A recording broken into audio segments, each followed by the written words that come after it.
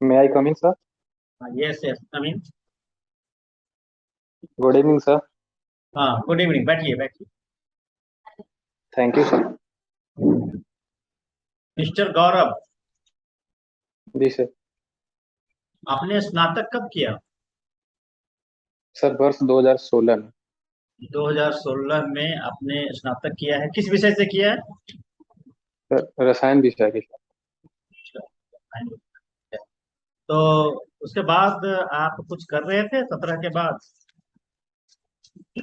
नहीं सर, तभी से मैं प्रतियोगी परीक्षाओं की तैयारी में निरंतर लगा हुआ। ठीक है। तो रसायन विज्ञान में आपने क्या क्या पढ़ा है? आप उसमें हमें बता सकते हैं कि एटम और मॉलिक्यूल्स दोनों में क्या अंतर है? जी हाँ सर, हाँ, बिल्कुल। बताइए। सर रसायन विज्ञान के तहत तो सर वैसे इसका कोर्स बहुत वास्ट है, लेकिन फिर भी मैं कुछ चीज़ों का नाम लेना चाहूँगा। जैसे सर ऑर्गेनिक केमिस्ट्री एक उसका पार्ट है। नहीं नहीं, मैंने क्या अ, बताया? कुछ क्वेश्चन क्या है, एटम और मॉलिक्यूल्स में क्या अंतर है? हाँ सर। सर एटम का मतलब सर होता है परमाणु। सर परमाणु जो होता है वो किसी यौगिक के पार्ट में जो होता है वो इंडिपेंडेंट रूप से वो नहीं रहता है। वो मतलब किसी न किसी के रूप में वो सर कनेक्ट होता है, किसी भी रिएक्शन में उसका कोई योगदान होता है। लेकिन और वो सर एक तरीके से अणु का सबसे छोटा पार्ट है। मॉलिक्यूल जो सर होता है वो फ्री रूप से कहीं नहीं रहता है, इंडिपेंडेंटली कहीं नहीं रहता है। और वह सर वो यौगिक का सबसे छोटा पार्ट है। ये जो मॉलिक्यूल्स होते हैं, है ना, मॉलिक्यूल्स में उसका अपना, ठीक है, कुछ खास फार्मूला होता है। फार्मूला का क्या आधार होता है? किस प्रकार से फार्मूले बनाए जाते हैं? तो उसका कॉम्बिनेशन सर कैसे बनता है? सर किसी भी यौगिक का जो सर वो केमिकल फार्मूला है सर, उसमें किसी तत्व के परमाणुओं के अनुपात के हिसाब से वो उसका ये किया जाता है, अरेंजमेंट किया जाता है। जैसे सर अगर हम किसी यौगिक को का उदाहरण देना चाहें, जैसे मीथेन है, तो इसका जो है फॉर्मूला होता है C2H4, जिसमें सर कार्बन के सर दो एटम्स है और हाइड्रोजन के चार एटम्स। ठीक है। आपने एवोगाड्रो संख्या के बारे में सुना है? जी सर। क्या है एवोगाड्रो संख्या? सर एवोगाड्रो संख्या सर एक तरीके से परमाणु का को मापने का या परमाणु का जो वेट करने का जो तरीका है, एक स्टैंडर्ड तरीका है, जिसमें सर किसी भी एटम्स के 1 ग्राम अणुओं में मॉलिक्यूल की संख्या निर्धारित की जाती है। सर एक मॉलिक्यूल में सर वो जो होता है 6.022 इंटू 10⁻23 ग्राम होता है सर। तो आपने अभी ऑर्गेनिक केमिस्ट्री का नाम लिया था। उसमें बताइए कि कार्बन के सर्वाधिक यौगिक होते हैं, क्या सही है ना? जी सर। क्या कारण है कि कार्बन के सबसे ज्यादा यौगिक होते सर इसका ठोस कारण तो मुझे नहीं पता है, लेकिन सर गेस कर सकता हूँ। हैं? गेस क्या करेंगे, इसमें तो बहुत सारे कारण होंगे, कारण बताने पड़ेंगे। सॉरी सर, मैं कोई एग्जैक्ट कारण अभी याद नहीं कर पा रहा। बॉन्ड के बारे में बताना होगा, कार्बन का प्रॉपर्टी है उसका, उसके बारे में बताना होगा। बहुत सारे रिएक्शंस हैं, उसके बारे में बताना चाहिए इसमें। अच्छा, जी इसमें सर। हीरा और ग्रेफाइट, है ना, ये दोनों दो मैटर है। इन दोनों के बारे में कुछ एक दो शब्द बताइए कि क्या ये है, क्या है ये, किस प्रकार के गुण प्रदर्शित करता है। दो अलग अलग यौगिक, अलग अलग पदार्थ होने के बावजूद कुछ इसमें कॉमन क्या है? सर सर हीरा और ग्रेफाइट सर दोनों ही कार्बन के सर अपरूप हैं। अ, जो दोनों ही अ, इस इन्वायरमेंट में सर स्वतंत्र अवस्था में रहते हैं सर। ग्रेफाइट जो है सर वो विद्युत का सुचालक है, जबकि हीरा जो है वो विद्युत का कुचालक है सर। ये केमिस्ट्री का ज्ञान ईएसआई के रूप में आपको कैसे मदद करेगा? Sir as a ESI sir chemistry का ज्ञान हमें विभिन्न परिप्रेक्ष्यों में यूज करने का मौका मिल सकता है। खासकर सर जो आज के जो समय में इस परिस्थिति में सर जितने भी पर्यावरण को लेकर के जो परिवहन विभाग में यूज किया जा रहा है, जो रिसर्च चल रहे हैं सर, इनमें मुख्य रूप से जो पर्यावरण का इशू है, जैसे पॉल्यूशन का है, लेकर के जो इशू उठाए जा रहे हैं। इसके बाद सर जो इलेक्ट्रिक इलेक्ट्रिक व्हीकल्स को लेकर जो रिसर्च चल रहे हैं, फोटोवोल्टिक सेल को लेकर जो रिसर्च चल रहे हैं, इसमें जो और रिसर्च चल रहा है रोड सेफ्टी को लेकर के जो चल रहे हैं सर, इन सब चीजों का सर डायरेक्टली रूप से सर कहीं ना कहीं योगदान रहता है परिवहन विभाग के क्षेत्र में। तो ईएसआई के रूप में जब आपका सिलेक्शन होगा तो आपके मुख्य कार्य क्या होंगे? सर ईएसआई के रूप में सर तो मुख्य कार्य जो सर मोटर व्हीकल एक्ट के द्वारा जो बनाए गए कानून है, उन कानूनों को प्रॉपर वे में उसको लागू करना सर। दूसरे सर जो मुख्य काम हम रहेगा वो सर जो जो भी कानून बनाए गए हैं लोगों के बीच में सर उनको अवेयर करना, और पीपल्स फ्रेंडली सर एक एटीट्यूड बनाए रखना, ताकि लोगों को जो हमारा विभाग है उसमें विश्वास बना रहे। और अ, इसके अलावा सर रोड सेफ्टी को भी इंश्योर करना हमारा मुख्य कार्यों में रहेगा सर। ठीक है, ठीक। गौरव, गुड इवनिंग सर। मैं ये जानना चाहता हूँ, ये बॉन्डिंग क्या होता है? Triple bonding and double bonding, chemical chemistry. Sir ji sir, bonding sir रसायन विज्ञान के क्षेत्र में सर एक महत्वपूर्ण खोज है, जो किसी भी यौगिक या किसी भी केमिकल को जब हम लेबोरेटरी में बनाते हैं तो सर एक पर्टिकुलर रेशियो में सर किसी भी चीजों को रखा जाता है। तो इस लिहाज से हम केमिकल प्रॉपर्टीज के को एक रेशियो में रखने के नजरिए से और किसका क्या इलेक्ट्रोवैलेंसी है इसको भी ध्यान में रखकर ये सब काम किया जाता है। तो सर केमिकल जो सर बॉन्ड की जहां तक बात है, वो सर ठीक। डबल बॉन्ड और ट्रिपल ट्रिपल बॉन्ड जो है सर, सर मुझे एग्जैक्ट अभी अच्छे से रिकॉल नहीं कर पा रहा। अच्छा, ये बताइए मुझे कि आप जब भी ऑनलाइन चल रहा है, जब मार्केट में जाते हैं तो वहां आप देखते होंगे केमिस्ट एंड ड्रगिस्ट, देखते हैं ना? Chemist and druggist. So what is the meaning of chemist and druggist? इसके बारे में बता सकते हैं मुझे? सर केमिस्ट एंड ड्रगिस्ट का जो हम मुख्य अंतर यह समझ पा रहे हैं अभी कि सर केमिस्ट जो होते हैं उनको इस वो रिटेल शॉप खोल सकते हैं।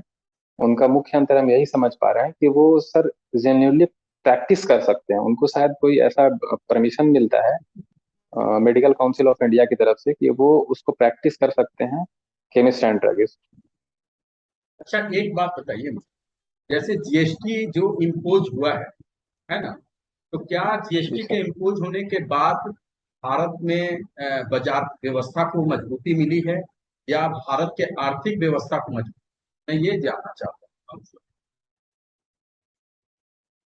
सर इसमें दोनों पहलू को मजबूती मिली है। मैं कुछ इस तरीके से देखता हूँ कि जीएसटी के सर आने से पहली बात तो यह है कि हमारा टैक्स कलेक्शन भी बढ़ा है सर, गवर्नमेंट का टैक्स कलेक्शन भी बढ़ा, इससे सर बिजनेस करने में भी सर लोगों की आसानी हो रही है। तो सर इस तरीके से हम ये समझ सकते हैं कि मार्केट फोर्सेस भी अच्छे से काम कर रहे हैं, और नए नए इंडस्ट्री और जो दुकानदार हैं या कोई इस तरीके के जो व्यावसायिक कार्य में लगे हुए हैं उनको भी आसानी हुई।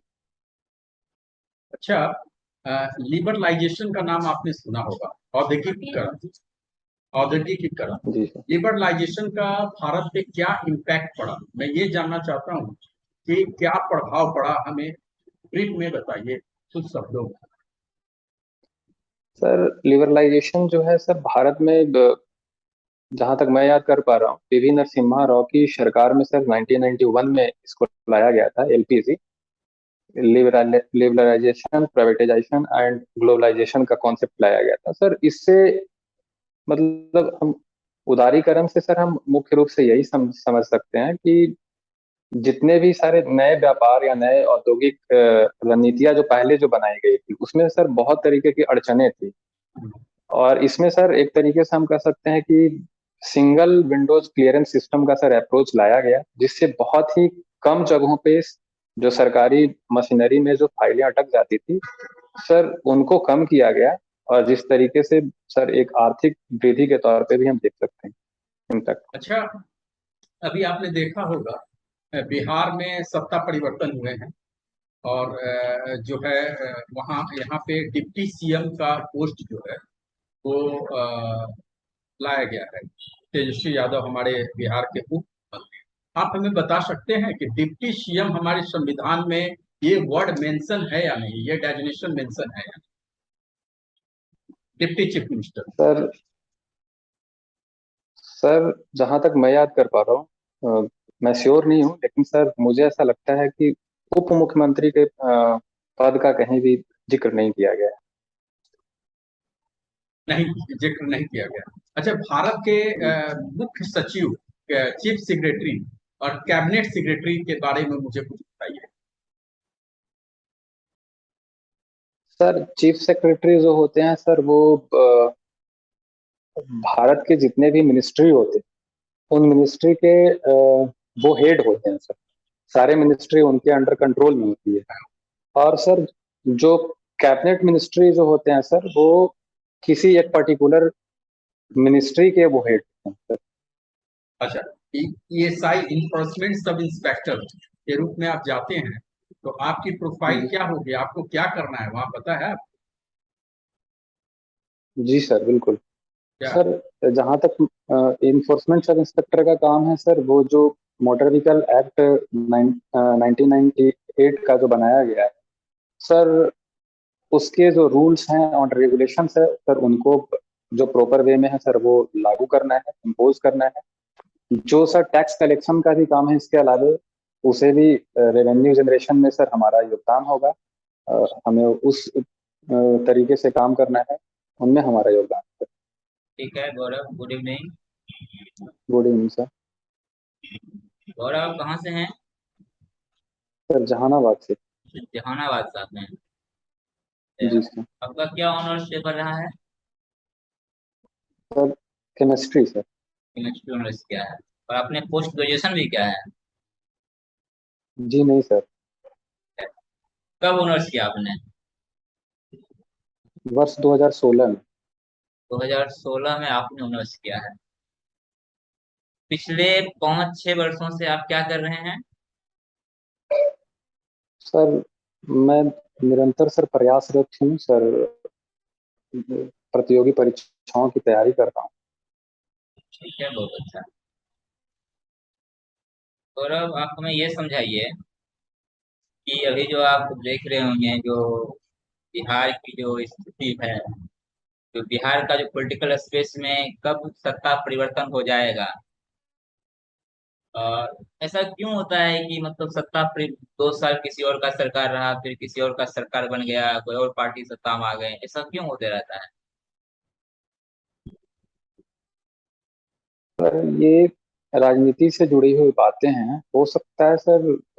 ये जो फुल मेजोरिटी की सरकार जो अभी चुनाव के बाद जो है वो बिहार में अभी पिछले 2 दशकों से सर नहीं देखा गया है, जिसकी वजह से सर वो राजनीतिक तालमेल और सूझबूझ की कमी की वजह से सर इस तरीके की प्रॉब्लम आ रही है। ठीक है, बहुत अच्छा। आपने सुना होगा कि पटना में 2-3 दिन पहले या 1 सप्ताह पहले की घटना है, शिक्षक अभ्यर्थी पर लाठीचार्ज किया गया है। ठीक है। जी सर। ये वही बिहार है जहाँ कभी नंद वंश का राज हुआ करता था, और तक्षशिला के शिक्षक ने उस साम्राज्य को खत्म कर दिया, समाप्त कर दिया। और आज हम उसी शिक्षक पर लाठीचार्ज कर रहे हैं, यह कहाँ तक उचित है?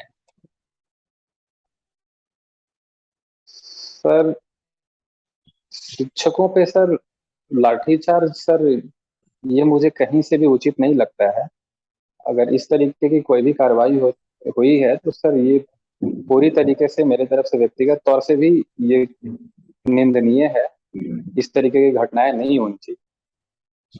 जहां तक नंदवंश से सर जोड़कर आप इस तरीके का प्रश्न अगर आप उठाए हैं तो सर इनसे हमारे इतिहास से कम ये चीज सीख के रूप में लेनी चाहिए कि जो अतीत में इस तरीके की घटनाएं हुई है उसे भविष्य में कम से कम ना दोहराई जाए। ठीक है, अब आप हमें ये समझाइए कि हमारे जो नए चीफ जस्टिस महोदय आए हैं, माननीय यू ललित, हमारी न्यायपालिका या जो हमारी न्यायिक व्यवस्था है उनसे बहुत बड़ी अपेक्षा रखती है कि हम उम्मीद करते हैं कि बहुत बड़ी सुधार होगा। आपको क्या क्या उम्मीद है उनसे? सर उम्मीद तो न्यायपालिका में देश के हर लोगों का कहीं ना कहीं वो रहता ही है, डायरेक्टली हो या इनडायरेक्टली रूप से हो। सर उनसे मुझे जो व्यक्तिगत तौर पे तो कोई नहीं उम्मीद है, लेकिन सर अगर एक तरीके से सर्वांगीण पूरे देश का जो अगर उनके ऊपर जो सर दायित्व मिला है, वो संवैधानिक जो दायित्व है उनका सर वो निष्ठापूर्वक निर्वहन करें। और सर जो कुछ मामले हैं सर जो समाज में आजकल जो चल रहे हैं, इतने सारे जो लेटेंसी पड़ी हुई है कि जो न्यायालय में, उनको लेकर सर उनका कोई गाइडलाइन आना चाहिए जिसको एक प्रॉपर वे में हैंडल करना चाहिए। फास्ट ट्रैक अदालत हो या जिस किसी भी माध्यम से हो सर, इनका जो सर जल्दी से जल्द निपटान किए जाने के लिए जो कोई भी कदम उठाए जाने की जरूरत है। ठीक है, बहुत अच्छा। आप न्यूज़पेपर पढ़ते होंगे तो आप देखते होंगे कि कुछ पॉलिटिकल पार्टियां ये आरोप लगाते रहती है कि देश में ईडी सीबीआई ये सब सही तरीके से काम नहीं कर रही है, ये सत्ता पक्ष का सहयोग कर रही है, उसी के इशारे पर काम कर रही है। आपको क्या लग रहा है? सर मुझे तो ऐसा नहीं लगता है।